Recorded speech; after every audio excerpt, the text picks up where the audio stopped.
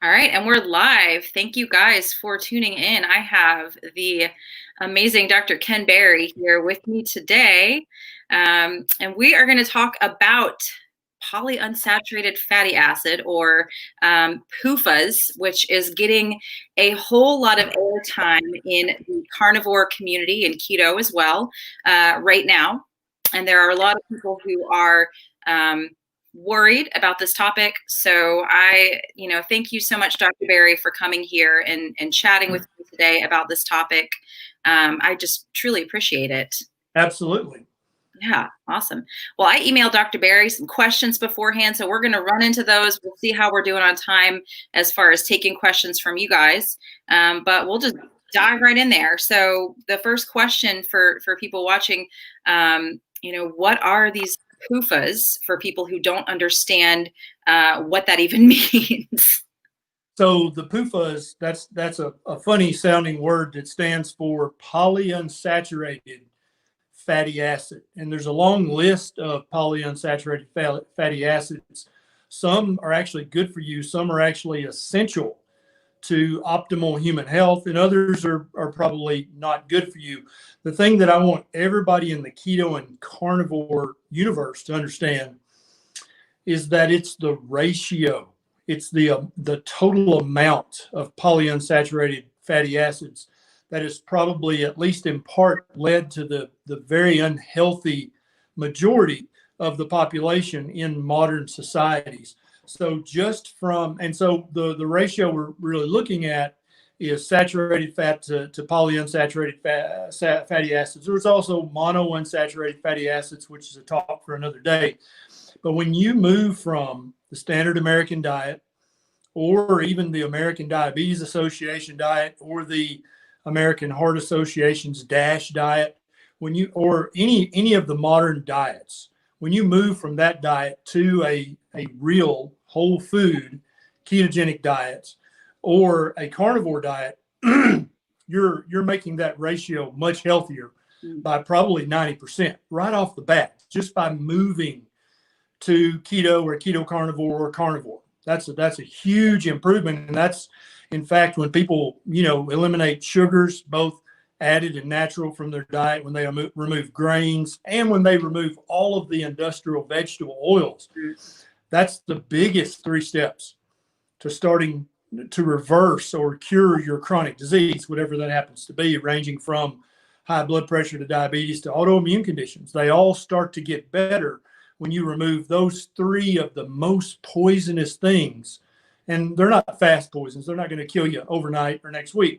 They're slow poisons. And that's why people seem to do fine eating that kind of diet from the time they're 12 years old until they're 25, 30, 35, 40, 45. And then all of a sudden, here's this chronic, progressive, unexplained chronic disease that you now have, and there's nothing we can do about it. That whole narrative falls apart when you remove those 3 things. So just going keto carnivore, fatty meat, heavy keto, or carnivore is going to improve the ratios of not only saturated fat to unsaturated fat, but also to omega-3 to omega-6 ratios. And the omega-6 fatty acids are polyunsaturated. And eating too many omega-6 polyunsaturated fatty acids looks like that's inflammatory and perhaps slowly dangerous to the human animal. And so as you're eating more fatty meat, fatty red meat, fatty ruminants, even fatty seafood, you're getting a much better omega-3 to omega-6 ratio. And I think that's what everybody really needs to focus on. And also keep in mind that we're all on the same team here. We're all on the same side. We are all together as a huge tribe are trying to rediscover the proper human diet together. That's what we're doing. We've already figured out sugar ain't part of that. Right. Grains ain't part of that. Vegetable seed oils ain't part of the proper human diet.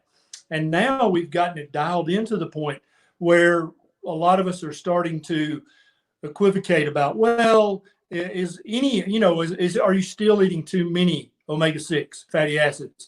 Is your ratio still not proper? And I think those are absolutely vital conversations. And we all need to share our results with what we've been doing. And so for me personally, if I eat too much pork or if I eat too much chicken too often, I don't feel nearly as good as when I eat fatty ruminant meat. So that's cows, that's venison, that's goat, that's sheep, any of the mammals out there that have a ruminant stomach. And then I've also found here lately, I've been incorporating a lot of raw salmon with the skin on. And so obviously that's very rich in omega-3 fatty acids and a ton of other good macro and micronutrients. But the combination of fatty seafood and fatty ruminant red meat, that's where I feel personally the best. Now, is that necessarily the case for every single person? I don't think so. I know a lot of carnivores who eat quite a bit of pork and quite a bit of chicken, and they don't seem to have any problems with inflammation or bloating or gut issues at all. While I know personally other carnivores, if they even look at chicken, or look at pork, then they've got 3 days of bloating and a week of joint pain. And, they just know they've come to figure this out. And so I think this is a vital conversation for all of us to have. But I want everybody to understand we're rediscovering this together. We don't need to take sides. We don't need to die on a hilltop. None of that's necessary. We need to listen to each other and talk to each other. And there are going to be people who we respect greatly who will say something and you're like, well, I have direct personal evidence for me. That's not the case for me. Yeah. But I think we can all agree without equivocation, without any kind of compromise, that eating a diet rich in fatty meat, fatty animal products is the healthiest diet for humans to eat. But then I'm happy to talk all day long about what should be the composition of that animal diet, right? Yeah, I love that. And, the first time that you came on my channel, I loved the message that you put out there because I wanted to know about, the fat protein and all these, kind of more intricate things. And the big message in your book and your platform has always been one where we need to come together and really just talk about how eating meat will help you restore your health. And so we are all on the same team, and I appreciate that about you and the message that you continue to put out on your channel and the work that you continue to do is about promoting health for all of us. So thank you for that awesome lead into this topic that, like I said, is getting a bit of airtime right now in the carnivore community. It really is. So, and you mentioned the chicken and the pork and some people having reactions and some people not. What do you think about, do you think it is the PUFAS, the fatty profile that is causing those particular reactions? Or do you think it is something else, the insulin response, or what do you think about that? I think it's all that and more. And so chicken and pork, chickens and pigs, they are not ruminants. And so I think Dr. Peter Ballerstadt, he really phrases it beautifully. Magic happens in a ruminant stomach. You can literally feed a ruminant something that a human being would starve to death eating. And thanks to the billions upon billions of bacteria in their ruminant stomachs, they actually can turn that into a human appropriate food, which is ribeye and ground beef and mincemeat and liver and all those things. Pigs and chickens they have a monogut just like we do, and so they don't have the ability to perform that magic. And so I think it's at least a trio of things with chicken and pork and other animal meats. Is first of all, they have a monogut gastrointestinal system, so they don't perform kind of the compound magic that a ruminant stomach performs. And so I think a cow can eat a much less nutrient dense and a much more questionable diet, and they still turn that into healthy ribeye. Okay. Whereas chickens, if they're fed a crappy diet full of all kinds of toxins and chemicals, they don't have the billions of bacteria to basically turn that into ribeye, right? And so chicken is cheaper, pork is cheaper, and I understand that people are on a budget. You got to do the best carnivore that you can afford to do. Is eating chicken legs 10,000% better for you than eating Doritos and Cheetos? Hell yes.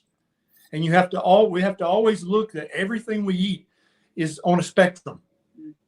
And so, yes, is the best possible thing you could put in your mouth grass-fed, grass-finished, antibiotic-free, panda-massaged beef? Yeah, it is, definitely.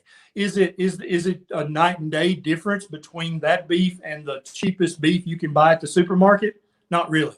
It's maybe a 5 or 10% difference, because cows literally perform magic in the rumen that the monogut mammals can't perform. So I think it is the PUFAS in the chicken and pork. I think it is the inability of chickens and pigs to really filter out all the toxins and filter out all the stuff, because their gut's more like ours. It's less like a ruminant.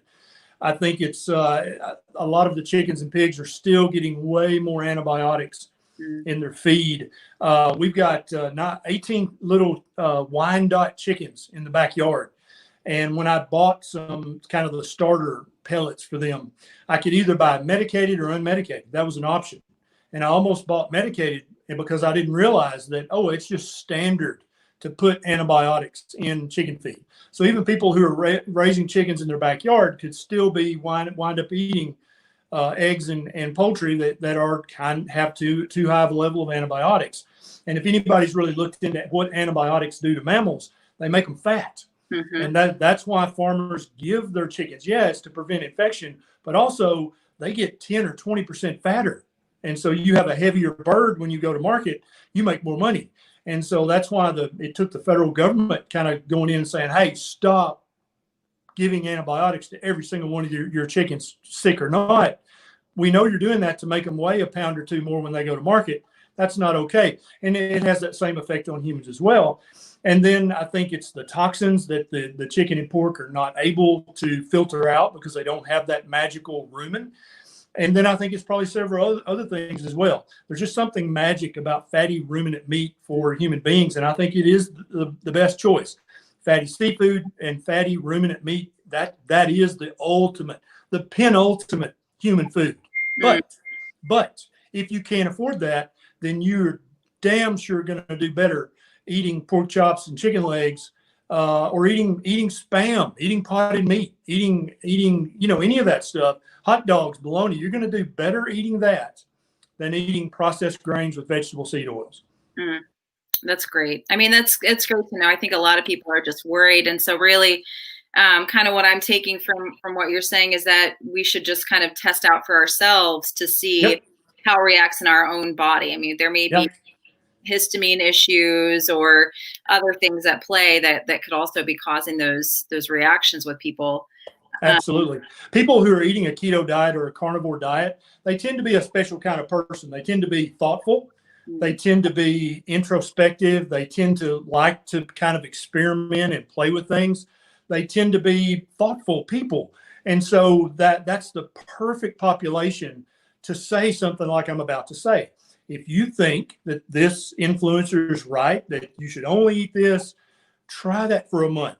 And I mean, it's easy. You can do that at home. See how you feel. Then go back and try what they said was not a good idea. Try that for a month. See how you feel. When you're keto or carnivore, you've reduced so much of the inflammation in your body. You've reversed so much of the chronic disease that you can actually hear the feedback that your body gives you very quickly. Whereas somebody who's eating, Cheetos and Doritos and having honeycombs for breakfast, they're so damn fat and inflamed and sick, they can't hear anything their body says. All they can hear is just, I'm in pain. But when you've removed enough of the toxins and you're healing, your body will give you immediate feedback. So if chicken is a trigger for you, go for a month just eating beef only. And then try a couple of weeks of adding, a substantial amount of chicken legs and chicken thighs back into your diet. See what happens. If chicken's not for you, your body will let you know it very, very quickly. And then you can share that with everybody on social media. You can share that in your group. You can share that on your Reddit and say, hey, I didn't believe this, but I tried it. But you know what? I feel a lot better when I exclude X from my diet. I didn't think that was true, but my personal experiment, my N=1, says, yeah, that's the case. So I think that this is excellent debate, excellent conversation, excellent discussion. We need to have these but we don't, the emotion doesn't need to be involved because we're all on the same team. I agree. You know, it's kind of like if a player on your basketball team came to you and said, "Hey, I've got this really good play. I think this would really work." And everybody on the team got pissed off and said, "No, we're not running your play. That's stupid. We're not even going to consider it. We're not even going to practice it." Why? We're all on the same team. If it's a good idea, why not? Let's give it a shot. See what it does.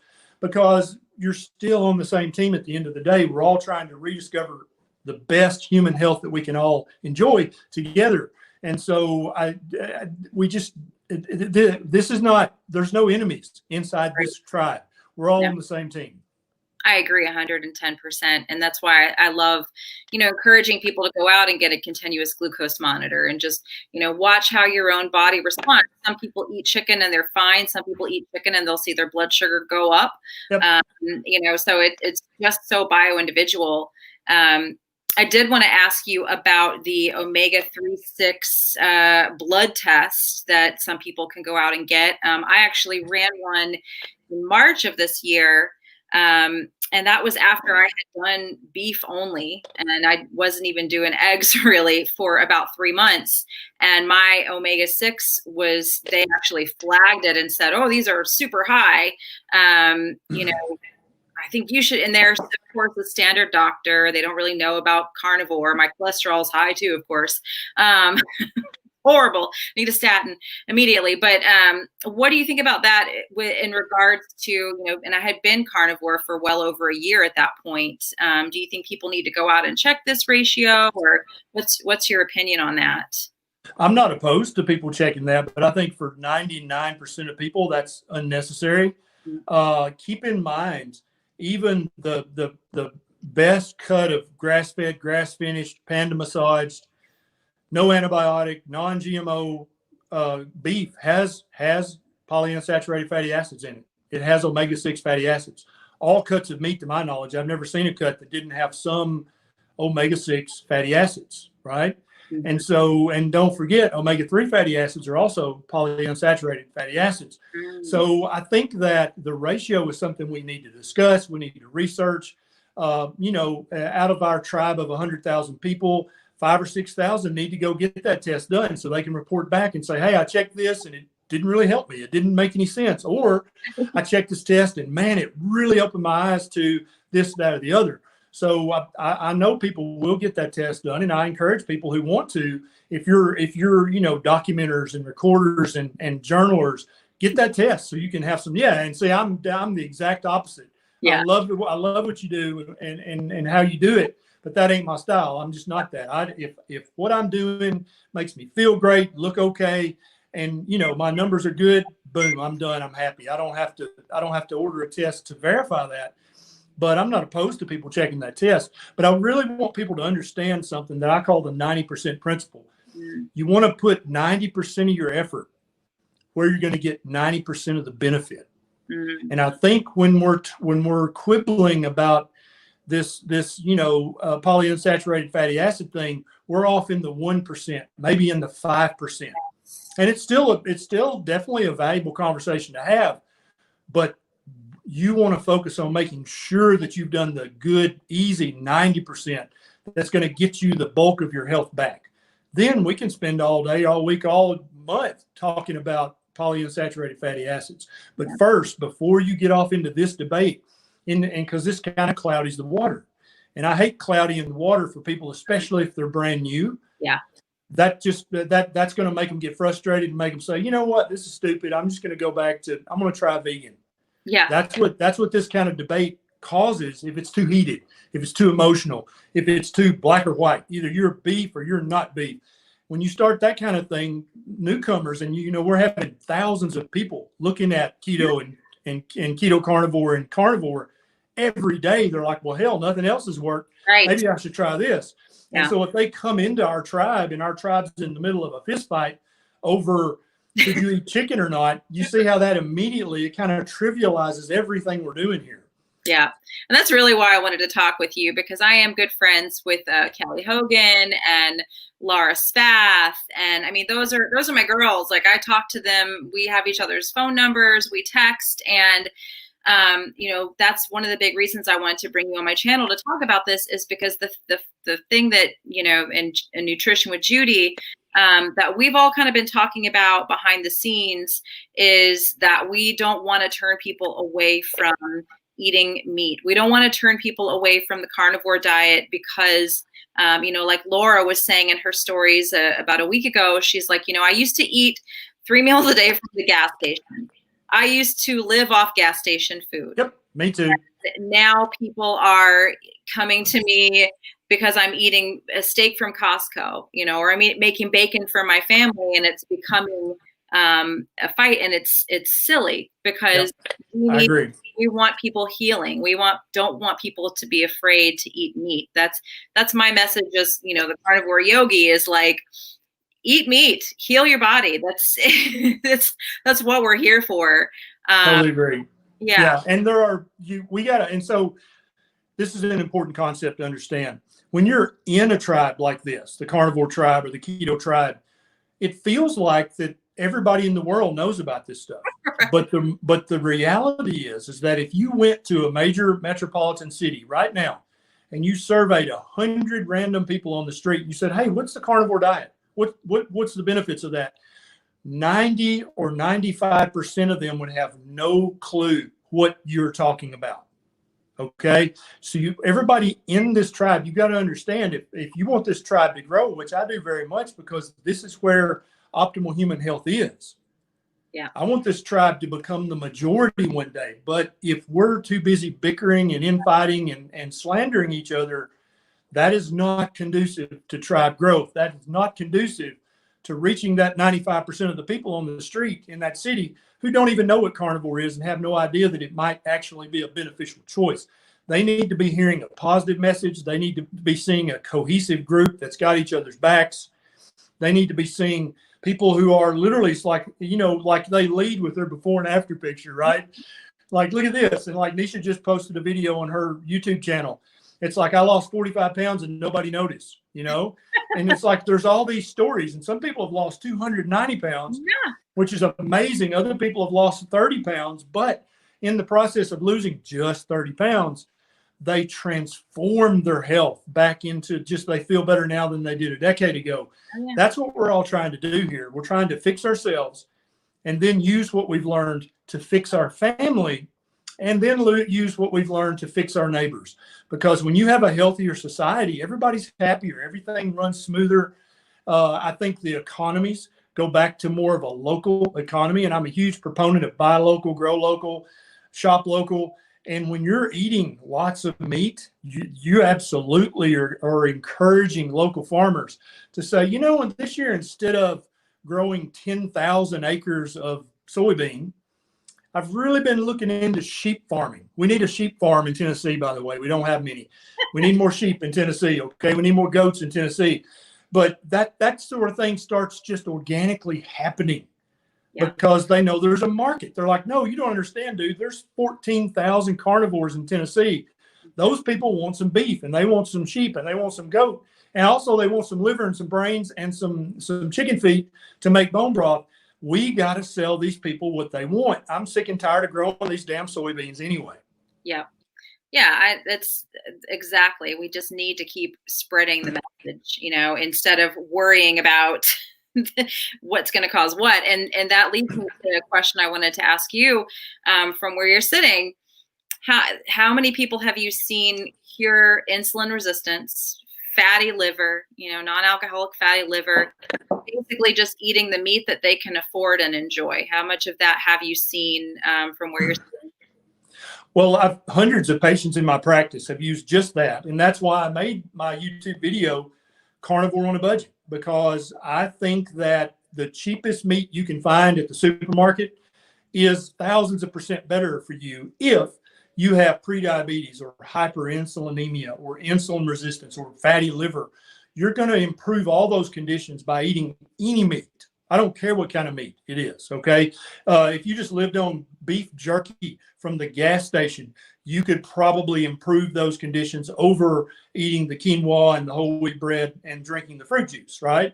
So, yeah, I think you don't have to eat $22 a pound ribeye Right. in order to reverse your insulin resistance or your metabolic syndrome. I think all of those things move in the right direction when you just add more fatty meat of whatever quality to your diet. That Yeah. can be bacon. That could be all you can afford is buying eggs from the local neighbor lady who has hens in her backyard. You can live on eggs. Okay. Literally, eggs are a multivitamin superfood. They have everything in them that a human being needs. You can live on that if that's all you can afford. If you have to borrow them from your neighbor when she ain't looking to keep from starving to death, I would still rather you do that than buy those 99-cent huge bags of potato chips. I love it. I love it. And that's just such a message we need to keep on spreading to people, is just stop being afraid of eating meat. You're not going to do better on the green smoothies. Trust me, been there, done that. Doing a lot better on me. The green smoothies cause me joint pain and inflammation and all kinds of problems. So, I guess one more question I wanted to ask regarding this, the PUFA thing is, what do you think about, there are some people out there that are now saying that you should eat low PUFA pork, and take supplements to help get the PUFAs out of your body. And these products are starting to pop up as this topic. And this is not just carnivore community. This is just people eating food, people eating meat community. Yep. What are your opinions on those things? Well, first of all, that makes me happy because that means people are thinking about their food and they're thinking about the oils and the fats in their food. And that's huge. That's a great thing. But what people have to understand is that to really take charge of the 90% of the damage that's being done, all you have to do is remove any vegetable seed oil from your diet. That's going to be 90% of the battle. So if you're eating chicken liver and you're breading it with pork panko, but then you're frying it in canola oil, right, exactly. You see my point? And so people need to understand that it's the oils that are added to processed food or the oils you might cook with at home. That's 90% of the battle. And so I might add, and then also I want to talk about fruit before we get finished today, because I think that's an important topic too. But I started this whole deal when Nisha Berry told me to shut up and make a YouTube video because she was sick of hearing me bitch and whine. And I finally listened to her and did it. We're glad you did, by the way. The whole reason I did that was to bend the curve, because the curves for obesity and type 2 diabetes are just doing this, right? They're just going up every year. And my whole goal for this is to bend those curves and for the American Diabetes Association to come out and say, look, we're having an effect. The incidence of type 2 diabetes actually went down in 2021. And I'm happy to let them think that they're the cause of that. I don't care. I don't even want the credit. I just want to bend those curves and break the back of those curves of children developing fatty liver before they can even vote, of children developing type 2 diabetes or morbid obesity before they're even old enough to drive a car. That's the kind of crap that I'm doing. That's why I get up every day, is to stamp that crap out. That's what every doctor should be 100% motivated in doing. I have no interest in becoming the most popular influencer or the biggest guru. I don't give a damn about any of that stuff. What I'm here to do is to break the back of the epidemics of obesity, fatty liver, childhood obesity. That's what I'm here to do. And so all we have to do to win that battle is get people off the three things: sugar, added or natural, all the grains, and all the vegetable seed oils. Those three changes alone will break the back of the obesity epidemic, will break the back of the type 2 diabetes epidemic and the fatty liver epidemic. That will wipe those epidemics out. Now, there will still be people who have those conditions, but they will not be an ever-increasing majority. So that's what I'm here to do, is not to be, if someone doesn't like me, that's cool. There's plenty of other people to hang out with. I'm here to save people who don't even know they need to be saved. Mm-hmm. I mean, it hits so close to home to me. I've got a lot of obesity in my family. I've got a niece who's obese, and she's 3 years old, and it breaks my heart. And, that's why I appreciate you going out there, and, you've got an amazing YouTube channel now that I will binge watch on occasion. I'm like, oh, I didn't even know he did a video about this. This is amazing. So just continuing to educate people and allow them to feel empowered and not scared. For me, I was just so terrified to eat meat. I believed all of the studies. I believed what I was being told. Your whole book, Lies My Doctor Told Me. That was my life. And so many of my viewers, I think people that follow both of us, that is just the life that they've experienced. It's just this, I'm scared to eat this nutritious food and my health is failing me. And what do I do about it? So I truly appreciate that message. Yeah. Well, I'm not ever going to shut up. No matter what burns down, I'm not going to shut up. So don't worry about that. I appreciate it. Well, what did you want to say about fruit? I'm very curious now. Yeah, so there's been some talk lately, even in the carnivore community, that fruit may be okay. Fruit may be something you can eat, and there's no doubt that plants produce their sweet fruits to be eaten, right? And so broccoli does not make its florets, which are the tiny blooms. Broccoli doesn't make that for you to eat that. It may make its leaves for you to eat them, but it definitely does not want you eating its baby producers, its baby makers, right? Oh. But fruit, apples and pears, they basically grow the fruit so that it will become sweet enough that things will eat that. And indeed, I think the entirety of human beings' existence on this planet, when we had access to fruit, we damn sure ate it. There's no doubt about that. But that was in very discrete seasons and only in some parts of the world, right? Mm-hmm. And so one of the major reasons that it looks like bears gorge on berries and fruit in the late summer, early fall, is so that they can gain 5, 10, 15, 20 pounds. So that when they go through the winter, they're less likely to starve to death. And so it makes perfect sense to me that that's exactly why human beings would binge on ripe fruit and berries, is so that we could gain 5 or 10 pounds. So that in the middle of the winter, if we had 2 weeks or 3 weeks or 4 weeks when we didn't have a successful hunt, we would have that 5 or 10 or 15 pounds of stored body fat, which is stored energy, right? And then we wouldn't starve to death and our tribe wouldn't be wiped out. We could actually eke through that terrible winter and not die. And so I tell people, a lot of people have noticed with autoimmune conditions, they can eat fruit and it doesn't really bother them. And I'm like, yep, I agree. Fruit's made by plants to be eaten. They don't typically put their toxins in the fruit and the berries like they do in the leaves and the seeds. That's absolutely true. So you'll probably notice it inflames you less. But that doesn't mean that you should eat it daily, because never in our history as a species have we eaten fruit every day, especially not sugar fat sacks of bananas and those big green seedless Niagara grapes. We never ate that on a daily basis.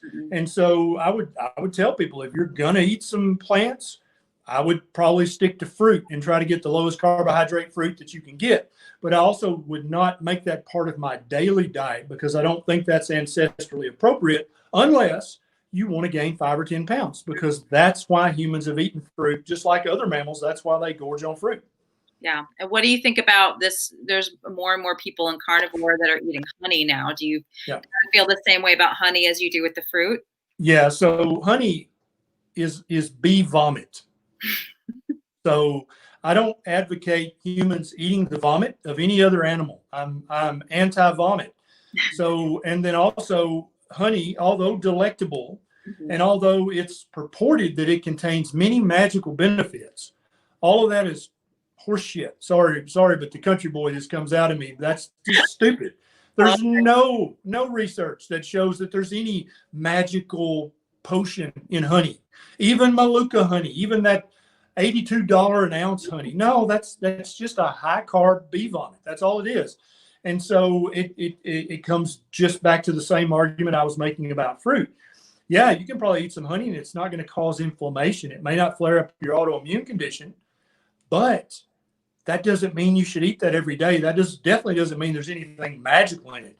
So, I mean, but again, I think this is a meaningful conversation. I think there should be 5 or 10% of carnivores who start introducing a lot of honey in their diet and then report back to the tribe and say, hey, I've been eating a cup of honey a day. This is what happened to me, right? Because that's how we're going to learn as a tribe and go forward and then recruit other people to our health optimization tribe is to have done that experiment and say, yeah, that don't work for most people. Or, hey, you can have a teaspoon a day and it doesn't seem like a big deal. I don't eat honey. I love it, but I don't eat it because it tends to make me fat if I eat it, just like if I eat too much fruit. Same here, and I do see a lot of people eating it. And I know you're, Dr. Rob Siwas, the carb addiction doc. I know he would probably take a hard line on this one and kind of go more towards where I am, where it kind of sparks that addictive thing. I mean, I can binge on fruit. There's not just one apple; it's got to be three, and I just don't.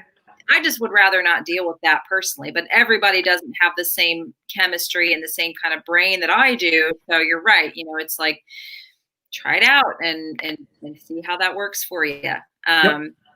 Which kind of leads me to the last question that I have written down here is just the long-term effects of not eating carbs. There are some people coming out now saying it's harmful to restrict your carbs long-term. It's not sustainable. It's going to damage the liver. What are your thoughts on that? Do we need a carb cycle? Do we need a carb load? Is that necessary in your opinion? Yeah, again, so there's three things. Every question somebody asks me, I put it through these three tests. Is there any meaningful research to support that? Right? Does it make common sense? And number three, is it ancestrally appropriate? Did paleoanthropologically, can we look back and go, yeah, we had to do that? And I think Dr. Saladino makes an excellent point about eating plants. Just because we can eat plants does not mean that they are part of an optimal human diet, right? If we had to, we could eat shoe leather and dead, roadkill cats. If we had to keep from starving to death, yeah, we could eat that and survive. But is that part of an optimal human diet, a proper human diet? And I don't think it is at all. I don't see any meaningful research that shows that eating a high protein, high fat diet leads to kidney damage or liver damage. There's a ton of people out there in the vegan community who will say that immediately. Yeah, and there is zero research to support that. None, zero. So therefore, test one, shot in the head. No, there's no meaningful research. Number two, common sense. Are there carnivores who have been eating 0 carb up days for the last 20 years? Yep. There's lots of them. How do they look? How do they feel? Do they have liver damage? Do they have kidney damage? Does their skin, do they have scurvy?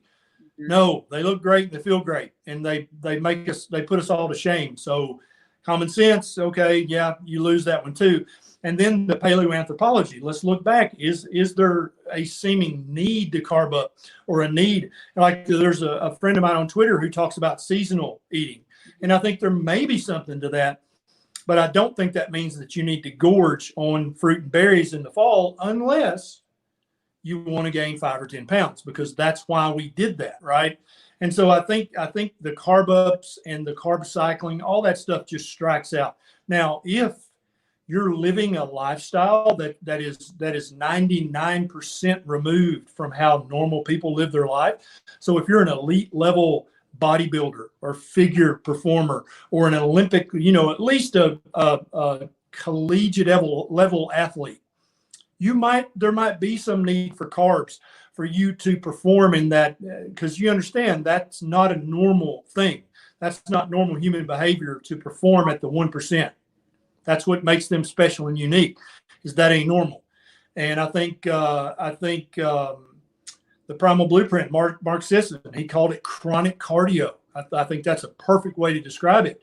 Just because you can run 26 miles a day doesn't mean you should. That more is not better when it comes to exercise. After a certain point, you start to actually harm your body with that. And so I'm not interested in harming my body with exercise. I don't enjoy it that much. So I think that there might be a place for carbs at that 1% elite performance level if you're trying to break a world record. But if you're just trying to be super healthy and super happy and look great in your jeans and feel good, and then also have, good reports from your doctor and not have a heart attack or stroke, I don't think that any of that's necessary at all. All right. Awesome. That's very, very helpful. And I did have one more question that popped in. I forgot to write down. Sure. That'll be it, unless I see any more compelling ones come in. Somebody really wants to know about iron overload. It seems that, this PUFA conversation and iron overload are kind of interlapped. Yep. So what are your thoughts on that, especially with a carnivore diet? Yeah. So there's several things here to unpack. First of all, I don't think it's possible to cause true iron overload in a normal human by eating too much fatty red meat or even organs. I don't think that's possible. I don't think our physiology is set up that way. Now, if you have a genetic defect, then you might be able to cause iron overload by eating too much red meat or liver. That might be possible because there's something wrong with you. You have a genetic defect. So you have to then alter your diet. Just like when people have gastric bypass surgery, they've had part of their gastrointestinal system chopped out. So they may not be able to eat carnivore OMAD ever for the rest of their life because they're damaged by the surgery. And so if someone is damaged genetically, then they may not be able to eat as much red meat or liver as normal humans eat. That doesn't mean that those things are a problem. That just means that people who have that genetic defect should know that and should adjust their diet accordingly. That doesn't mean it applies to everyone else. Next thing is ferritin levels. The average doctor, if you go and say, hey, I'm worried that I'm anemic or I'm worried that I've got an iron overload, your doctor's going to check a ferritin level because they're ignorant. And I don't mean that in a mean way. I mean that they just don't know better yet. There are multiple things that can make your ferritin level high. Multiple things. Inflammation, infection, a bad diet, multiple things can make your ferritin level high. A high ferritin level does not mean that you have iron overload. Does not mean that. And so if that's what you're basing your iron overload on, then you're misinformed. And I'm not trying to be mean or rude here. I'm just trying to get people to understand that's not how you do it. Okay. That's like checking a fasting blood sugar and it being normal and saying, see, I'm not a type 2 diabetic. No, that's a shitty test. No, that's not okay at all. Checking a ferritin, it being a little high and saying, oh, look, you've got iron overload. That's not how it's done. There's a complete panel to check for your iron status. And any good doctor will either know that panel or they'll look that panel up. Either way, they still win because then their patient actually knows, am I iron overloaded or not? And for patients who have hemochromatosis and other genetic defects, they need a good doctor who knows that just an elevated ferritin is not a good proxy marker for iron overload. Got it. That's helpful. That's very helpful. Awesome. Well, I think unless you have anything else to add on to the topic, this has been extremely helpful. And I feel like we've covered a lot of ground, a lot of hot topics that are kind of floating around out there. Anything else you want to add on to the conversation at all? No, I would just make a request and make a statement. First, the statement, your diet is the bedrock foundation of your health.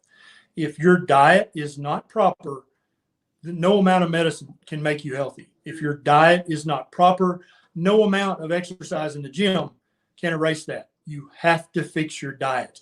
And the big 3 steps are remove all sugars, added or natural, remove all grains, and remove all vegetable seed oils. And then I would say step 4 is eat lots of fatty meat, whichever kind is your favorite. That's step 4. And then the request is help me break the back of the type 2 diabetes epidemic. Help me help kids who are not old enough to drive, but they have fatty liver. And they're literally developing liver failure as Big Pharma tries to look for a pill and they keep failing that treats fatty liver. Help me inform parents. Every parent on the earth who has a child that's obese and has fatty liver and is developing type 2 diabetes, help me reach that family and say, hey, this is all self-inflicted. It's not your fault, but it is your problem. That's the bad news. The good news is you can fix it. And then you can tell your doctor to go to hell. I love it. I love it. Well, I'm here for it. I'm here to help. I'm going to keep spreading the word on this channel. And I know you well on yours. I did link your channel below. Thank you for that. Yeah, you guys obviously, I'm sure that you probably already follow Dr. Barry, but he does have an amazing YouTube channel. And I linked your book, Live My Doctor Told Me, below the video as well. So make sure you guys check that out. And thanks again for coming on today. I really, really appreciate it. It's always a pleasure. Just yell at me if you ever have questions. I sure will. Thank you. See you later. Bye.